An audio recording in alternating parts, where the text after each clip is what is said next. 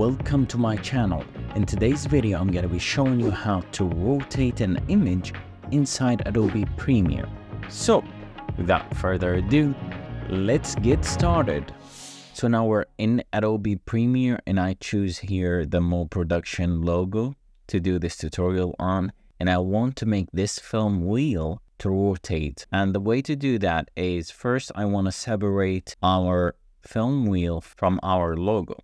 And the way to do that is to mask out the M and Mo Production right here from this layer. And the way to do that is you're gonna select your layer right here and go to Effect Control and go to Opacity and choose the circle mask out, and then we can adjust it to be exactly on our circle shape layer. And the way to do that is to bring these dots of our mask to just cover only the circle that we have, the film wheel. And now that we have done the masking, we're gonna duplicate our layer by pressing on the keyboard, holding Alt and moving it to above layer so we can create another layer of it. And to bring back the rest of the video, we can come here to our effect, to our mask, and press inverted, and that will invert our mask and we can see the other layer.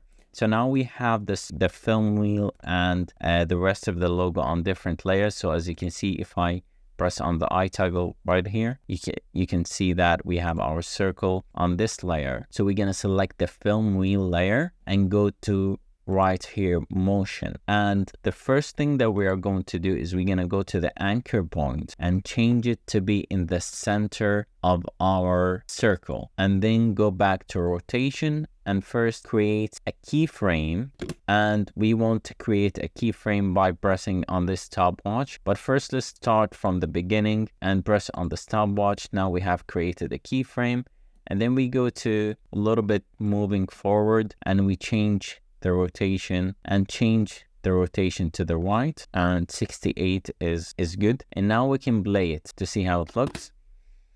So now we have our rotation move done. If you want it to be a little bit faster, you can just bring this key layer a little bit closer.